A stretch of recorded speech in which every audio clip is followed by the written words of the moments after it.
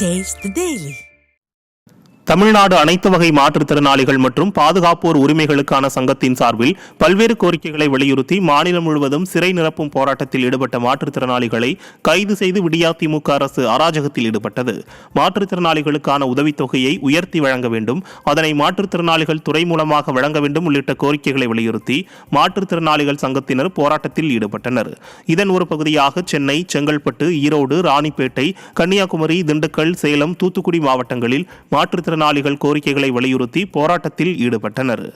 இதில் அறவழியில் போராட்டத்தில் ஈடுபட்ட மாற்றுத்திறனாளிகளை சில இடங்களில் கைது செய்து விடியா திமுக அரசின் ஏவல் துறையினர் அராஜகத்தில் ஈடுபட்டனர்.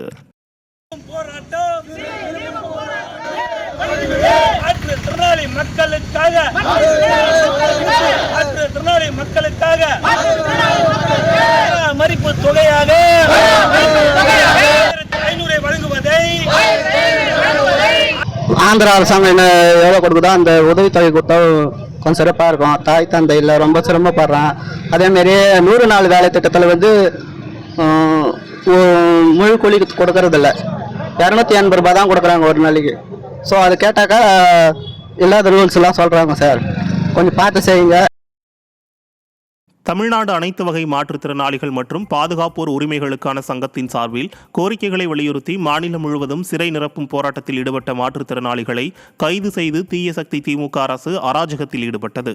மாற்றுத்திறனாளிகளுக்கான உதவித்தொகையை உயர்த்தி மாற்றுத்திறனாளிகள் துறை மூலமாக வழங்க வேண்டும், உதவித்தொகைக்கு விண்ணப்பித்து காத்து கொண்டிருப்பவர்களுக்கு உடனடியாக உதவித்தொகை வழங்க வேண்டும் உள்ளிட்ட கோரிக்கைகளை வலியுறுத்தி மாற்றுத்திறனாளிகள் சங்கத்தினர் போராட்டத்தில் ஈடுபட்டனர். இதன் ஒரு பகுதியாக சென்னை, கடலூர், திண்டுக்கல், காஞ்சிபுரம் மாவட்டங்களில் மாற்றுத்திறனாளிகள் கோரிக்கைகளை வலியுறுத்தி போராட்டத்தில் ஈடுபட்டனர். இதில் அமைதி வழியில் போராட்டத்தில் ஈடுபட்ட மாற்றுத்திறனாளிகளை சில இடங்களில் கைது செய்து திறனற்ற ஸ்டாலின் அரசின் ஏவல் துறையினர் அராஜகத்தில் ஈடுபட்டது பரபரப்பை ஏற்படுத்தியது.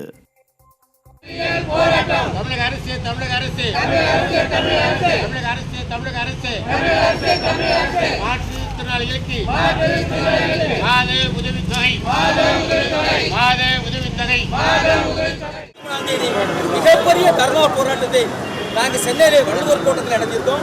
பேசின எல்லாரும் சொன்னாங்க, காவல்துறை உயர் அதிகாரிகள் சொன்னாங்க, வள்ளுவர் கோட்டம் இது போல ஒரு போராட்டத்தை கண்டதில்லை. அவ்வளவு மிகப்பெரிய போராட்டம், 10,000 பேரை திரட்டி போராட்டம் பண்ணோம். அப்போதும் உயர் அதிகாரிகள் எல்லாம் பார்வையிட்டிருந்தாங்க, அரசாங்க பிரதிநிதிகள் வந்திருந்தாங்க, முதலமைச்சர் கவனத்துக்கு போச்சு. ஆனால் முதலமைச்சர் இன்னும் அதை செவி சாய்க்கலன்னு உள்ள விஷயத்தை இங்கே சுட்டிக்காட்டி வருகிறேன். செங்கல்பட்டு அருகே நரிக்குறவரின மக்களுக்கு அரசு பாறைகள் சூழ்ந்த மலைப்பகுதியில் இலவச வீட்டுமனை பட்டா கொடுத்ததாக குற்றச்சாட்டு எழுந்துள்ளது. அய்யனார் கோவில் பகுதியில் வசிக்கும் நரிக்குறவரின மக்களுக்கு வழங்கப்பட்டுள்ள இடம் முழுவதும் பாறைகள் நிறைந்து காணப்படுவதால் அதில் வீடு கட்ட முடியாமலும் நிலத்தடி நீர் எடுக்க முடியாமலும் தவித்து வருகின்றனர். இதுகுறித்து அதிகாரிகளிடம் கேட்டால் முறையாக பதிலளிக்காமல் அலட்சியம் காட்டி வருவதாக நரிக்குறவரின மக்கள் வேதனை தெரிவித்தனர். திமுக ஆட்சியில் அரசு அதிகாரிகள் ஆழ்ந்த தியானத்தில் இருப்பதாக குற்றச்சாட்டு எழுந்துள்ளது. எந்த ஒரு வசதியும் பண்ணல. எத்தனை மனு கொடுத்தோம், எத்தனை கலெக்டர் பார்த்தோம், எத்தனை தாசில்தார் பார்த்தோம், ஒரு தாசில்தார் கூட எட்டி பார்க்க மாட்டேறாங்க. நாங்கள் நிறைய ஒரு மக்கள் இப்படியே சாகணும்னு சொல்லி அவங்க எல்லாம் ஒரு முடிவு கட்டிக்கிறாங்க. எங்களுக்கு தெர்த்தை தான் பார்க்குறாங்க. நாங்கள் இருக்கிற இடம் எங்கள் 2 ஏக்கர் 7 சென்டில் இருக்கிறோம் ஐயா.